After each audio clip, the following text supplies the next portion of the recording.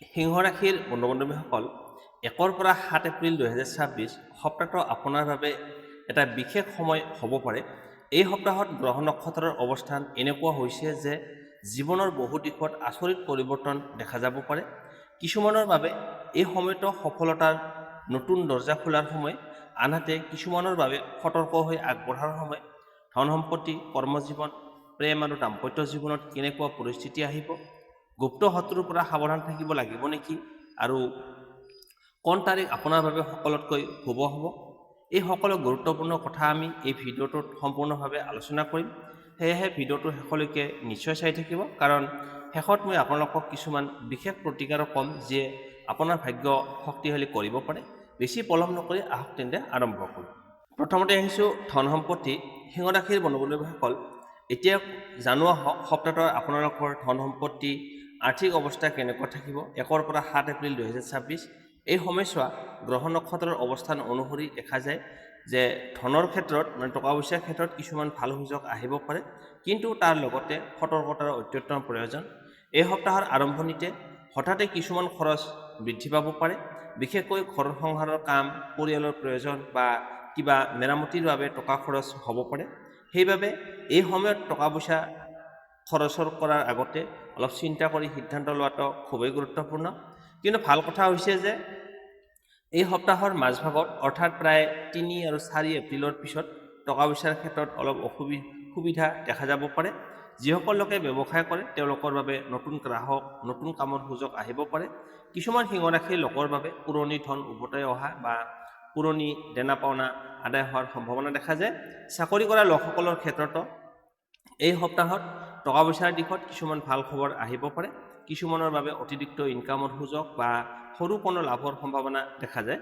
কিন্তু এই সময়ত কিবা বৃহৎ ইনভেষ্ট কৰিবলৈ অলপ অপেক্ষা কৰাটো ভাল হ'ব, কাৰণ সপ্তাহটোৰ মাজভাগত কিছুমান গ্ৰহৰ প্ৰভাৱৰ বাবে ভুল সিদ্ধান্ত ল'লে ক্ষতি হ'ব পাৰে।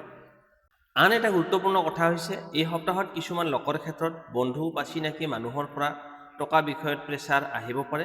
কোনোবাই ধাৰ বিচাৰিব পাৰে বা কোনো ধনৰ লেনদেনৰ কথা আহিব পাৰে। এই ক্ষেত্ৰত অতি সাৱধান হ'ব লাগে, কাৰণ অন্ধবিশ্বাসেৰে টকা দিলে পিছত সমস্যা হ'ব পাৰে। যিসকল লোকে ব্যৱসায় বাণিজ্যৰ লগত জড়িত হৈ আছে তেওঁলোকৰ বাবে এই সপ্তাহত নতুন পৰিকল্পনা আৰম্ভ কৰাৰ চিন্তা আহিব পাৰে, কিন্তু বিশেষজ্ঞৰ পৰামৰ্শ লোৱাৰ পিছতহে ডাঙৰ সিদ্ধান্ত লোৱাটো ভাল। বিশেষকৈ 5 আৰু 6 এপ্ৰিলৰ টকা পইচাৰ ক্ষেত্ৰত অলপ লাভজনক দিন হ'ব পাৰে। মুঠতে ক'বলৈ গ'লে এই সপ্তাহটো সিংহ ৰাশিৰ বাবে টকা পইচাৰ ক্ষেত্ৰত মধ্যমৰ সপ্তাহ বুলি ক'ব পাৰি। মানে সম্পূৰ্ণ বেয়া নহয়, কিন্তু অতি লাভজনকো নহয়। যদি আপুনি বুদ্ধিমত্তাৰে টকা ব্যৱহাৰ কৰে আৰু অযথা খৰচৰ পৰা আঁতৰি থাকে, তেন্তে সপ্তাহটোৰ শেষত আপোনাৰ আৰ্থিক অৱস্থা স্থিৰ হৈ থাকিব। সেয়েহে সিংহ ৰাশিৰ বন্ধু বান্ধৱীসকল, এই সপ্তাহত ধৈৰ্য আৰু সাৱধানতা আপোনাৰ বাবে আটাইতকৈ ডাঙৰ শক্তি হ'ব। সঠিক সিদ্ধান্ত ল'লে আৰু অলপ ধৈৰ্য ৰাখিলে আগন্তুক সময়ত টকা পইচাৰ ক্ষেত্ৰত আৰু ডাঙৰ সুযোগ আপোনাৰ ওচৰলৈ আহিব পাৰে। এতিয়া আহিছোঁ প্ৰেম আৰু দাম্পত্য জীৱন। সিংহ ৰাশিৰ জাতক জাতিকীসকল, এতিয়া আলোচনা কৰা হওক এই সপ্তাহটোৰ আপোনালোকৰ প্ৰেম আৰু দাম্পত্য জীৱনত কেনে থাকিব। 1 পৰা 7 এপ্ৰিল 2026 এই সময়ছোৱাত গ্ৰহ নক্ষত্ৰৰ প্ৰভাৱৰ বাবে এই দিশত কিছুমান মধুৰ মুহূৰ্ত আহিব পাৰে, কিন্তু তাৰ লগতে কিছুমান সাৱধানতা ল'ব লাগিব। যিসকল লোকে প্ৰেমৰ লগত জড়িত হৈ আছে তেওঁলোকৰ বাবে এই সপ্তাহটো মোটামুটি ভাল সময় বুলি ক'ব পাৰি। আপোনাৰ আৰু আপোনাৰ প্ৰিয়জনৰ মাজত আলোচনা বা বুজাবুজি বৃদ্ধি পাব পাৰে। আগতে থকা ভুল বুজাবুজি বা সৰু মনোমালিন্য এই সপ্তাহত লাহে লাহে কমি যাব পাৰে। বিশেষকৈ সপ্তাহৰ মাজভাগত আপোনালোকৰ মাজত সম্পৰ্ক অধিক গভীৰ হোৱাৰ সম্ভাৱনা আছে। কিন্তু সিংহ ৰাশিৰ স্বভাৱ অনুসৰি কেতিয়াবা অলপ অহংকাৰ বা জেদ দেখা যায়। এই সপ্তাহত যদি আপুনি নিজৰ কথাহে ঠিক বুলি ধৰি লয়, তেন্তে সৰু কথা এটা ডাঙৰ সমস্যালৈ ৰূপান্তৰিত হ'ব পাৰে। সেয়েহে প্ৰেম সম্পৰ্কত অলপ সহনশীলতা আৰু ধৈৰ্য ৰখাটো খুবেই প্ৰয়োজন। যিসকল সিংহ ৰাশিৰ লোক বিবাহিত তেওঁলোকৰ দাম্পত্য জীৱনত এই সপ্তাহটো মোটামুটি শান্তি থাকিব। স্বামী স্ত্ৰীৰ মাজত সহযোগিতা আৰু সমৰ্থন দেখা যাব পাৰে। কিছুমান লোকৰ ক্ষেত্ৰত পৰিয়ালৰ কোনো গুৰুত্বপূৰ্ণ সিদ্ধান্ত লোৱাৰ কথাও উঠিব পাৰে। এনে ক্ষেত্ৰত দুয়োজনে মিলি আলোচনা কৰি সিদ্ধান্ত লোৱাটো খুবেই ভাল ফল দিব। কিন্তু সপ্তাহটোৰ আৰম্ভণিতে বা মাজে মাজে সৰু সৰু মনোমালিন্য বা ভুল বুজাবুজি হ'ব পাৰে। বিশেষকৈ কথা বতৰাত অলপ তৰ্ক বিতৰ্ক হ'ব পাৰে, গতিকে সাৱধান থাকিব লাগিব। কেতিয়াবা অজানিতে কোৱা কথা আপোনাৰ সঙ্গীক কষ্ট দিব পাৰে। সেয়েহে এই সপ্তাহত মিঠা ভাষা আৰু ধৈৰ্য আপোনাৰ সতৰ্ক শক্তিশালী কৰি ৰাখিব। যিসকলে সিংহ ৰাশিৰ লোক এতিয়াও অবিবাহিত ছিংগেল হৈ আছে, তেওঁলোকৰ বাবে এই সপ্তাহত নতুন কোনো মানুহৰ সৈতে চিনাকি বা আকৰ্ষণ হোৱাৰ সম্ভাৱনা দেখা যায়। বিশেষকৈ বন্ধু বা পৰিচিত লোকৰ মাজতে নতুন কিবা সম্পৰ্ক আৰম্ভ হ'ব পাৰে। যদিও এই সম্পৰ্ক লাহে লাহে আগবঢ়াব লাগে, তেতিয়াহে এই সম্পৰ্ক স্থায়ী হ'ব পাৰে। আন এটা গুৰুত্বপূৰ্ণ কথা হৈছে, এই সপ্তাহত কিছুমান তৃতীয় ব্যক্তিৰ কথাত বিশ্বাস কৰি নিজৰ সম্পৰ্কত সন্দেহ সৃষ্টি নকৰিব। কিছুমান সময়ত বাহিৰৰ মানুহে কোৱা কথা ভুল বুজাবুজিৰ সৃষ্টি হ'ব পাৰে। সেয়েহে নিজৰ প্ৰিয়জনৰ সৈতে আপুনি খোলাখুলিকৈ কথা পাতিলে সকলো সমস্যা সমাধান কৰাটো ভাল হ'ব। মুঠতে ক'বলৈ গ'লে 1 পৰা 7 এপ্ৰিল এই 7 দিন সিংহ ৰাশিৰ বাবে প্ৰেম আৰু দাম্পত্য জীৱনত মধ্যমীয়া কিন্তু ইতিবাচক সময় বুলি ক'ব পাৰি। যদি আপুনি অলপ ধৈৰ্য ৰাখে, মিঠা কথা কয়, মিঠা ভাষা ওলাই আপোনাৰ মুখৰ পৰা আৰু নিজৰ সঙ্গীক বুজিবলৈ চেষ্টা কৰে, তেন্তে এই সপ্তাহটো আপোনাৰ সম্পৰ্কৰ বাবে অধিক শক্তিশালী আৰু মধুৰ হৈ উঠিব পাৰে। এতিয়া আহিছোঁ কৰ্মজীৱন কেৰিয়াৰ। সিংহ ৰাশিৰ জাতক জাতিকাসকল, এতিয়া আলোচনা কৰক আপোনালোকৰ এই সপ্তাহত কৰ্মজীৱন বা কেৰিয়াৰ কেনে থাকিব। 1 পৰা 7 এপ্ৰিল 2026 এই সময়ছোৱাত গ্ৰহ নক্ষত্ৰৰ অৱস্থান অনুসৰি কৰ্মক্ষেত্ৰত কিছুমান গুৰুত্বপূৰ্ণ পৰিৱৰ্তন আৰু সুযোগ দেখা যাব পাৰে। এই সপ্তাহৰ আৰম্ভণিতে অলপ প্ৰেছাৰ বা দায়িত্ব বৃদ্ধি পাব পাৰে। আপোনাৰ ওপৰত কিছুমান নতুন কামৰ দায়িত্ব আহিব পাৰে বা আগতে আপোনাৰ আধৰুৱা হৈ থকা কামবোৰ শেষ কৰিব লাগিব পাৰে। যদিও প্ৰথমতে এইবোৰ অলপ কঠিন যেন লাগিব, কিন্তু যদি আপুনি ধৈৰ্য আৰু পৰিশ্ৰমেৰে কাম কৰে, তেন্তে শেষত ভাল ফল লাভ কৰিব। চাকৰি কৰা লোকসকলৰ বাবে এই সপ্তাহত উচ্চপদস্থ বিষয়াৰ নজৰ আপোনাৰ ওপৰত পৰিব পাৰে। আপুনি কৰা কাম বা আপোনাৰ পৰিশ্ৰমৰ মূল্যায়ন হোৱাৰ সম্ভাৱনা আছে। এই সপ্তাহত কিছুমানৰ বাবে এই সময়ত প্ৰশংসা, নতুন সুযোগ বা নতুন দায়িত্ব বৃদ্ধি পোৱাৰ সম্ভাৱনা দেখা যায়। কিন্তু কৰ্মক্ষেত্ৰত কিছুমান লোকৰ পৰা প্ৰতিযোগিতা বা হিংসা দেখা যাব পাৰে।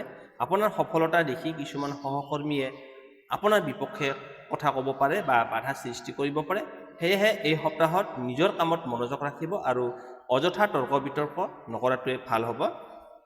যিসকল সিংহ ৰাশিৰ লোকে ব্যৱসায় বাণিজ্যৰ লগত জড়িত হৈ আছে, তেওঁলোকৰ বাবে এই সপ্তাহত নতুন পৰিকল্পনা কৰাৰ চিন্তা আহিব পাৰে।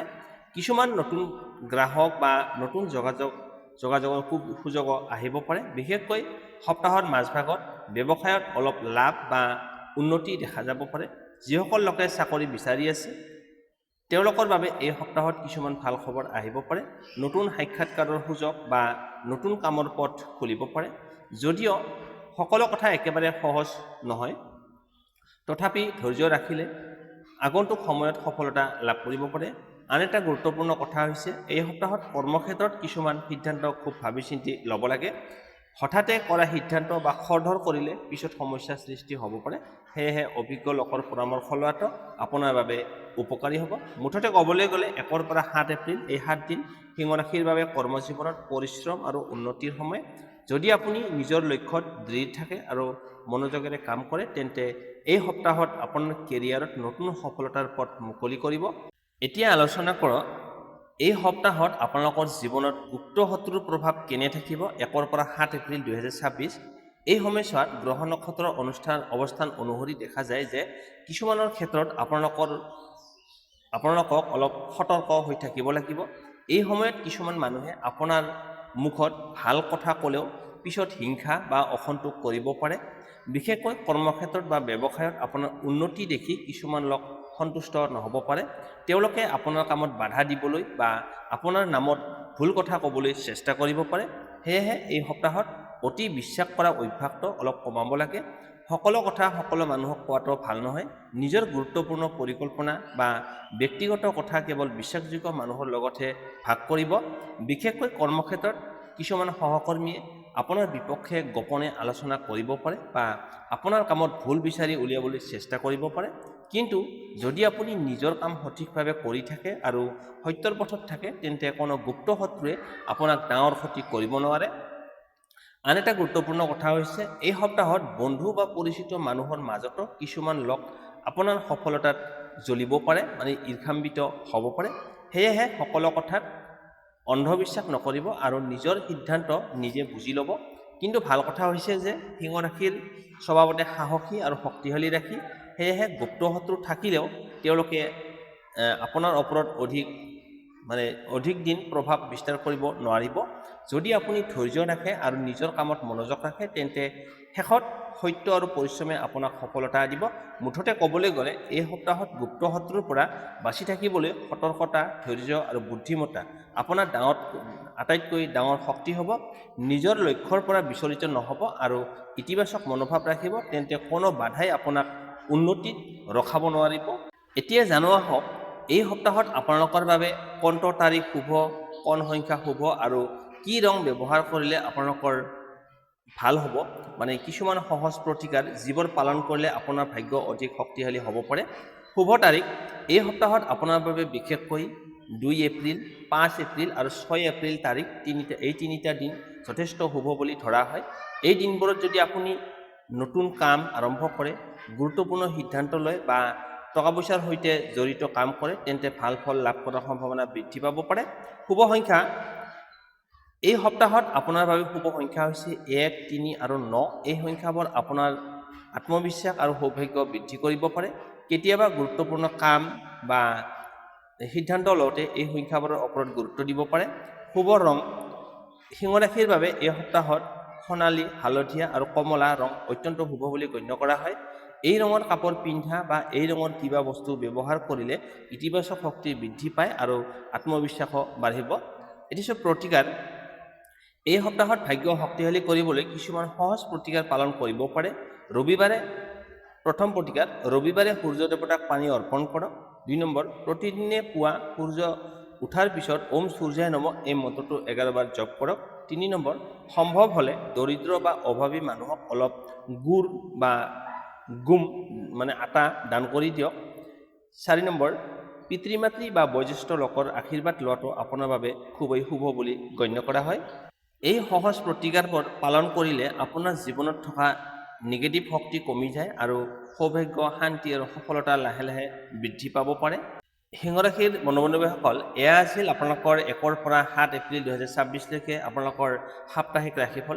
আশা কৰোঁ এই তথ্যবোৰ আপোনালোকক আগন্তুক সপ্তাহত সঠিক সিদ্ধান্ত ল'বলৈ সহায় কৰিব। মনত ৰাখিব, গ্ৰহ নক্ষত্ৰৰ প্ৰভাৱ থাকিলেও আপোনাৰ পৰিশ্ৰম, ধৈৰ্য আৰু ইতিবাচক চিন্তাই আপোনাৰ ভাগ্য গঢ়ে। যদি এই ভিডিঅ'টো আপোনালোকৰ ভাল লাগিছে তেন্তে ভিডিঅ'টো লাইক কৰক, চেনেলটো ছাবস্ক্ৰাইব কৰক আৰু বেল আইকনটো অন কৰি ৰাখক যাতে আগন্তুক সকলো ৰাশিফল আৰু জটিল তথ্য সৰ্বপ্ৰথমে আপুনি লাভ কৰিব পাৰে।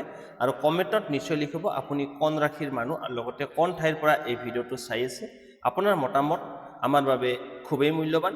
তেন্তে আজি এইখিনিতে বিদায় লওঁ। পুনৰ লগ পাম আগন্তুক নতুন ভিডিঅ'ত। তেতিয়ালৈকে সুস্থ থাকক, সুখী থাকক আৰু ভগৱানৰ আশীৰ্বাদ সদায় আপোনাৰ ওপৰত বৰ্তি থাকক। ধন্যবাদ।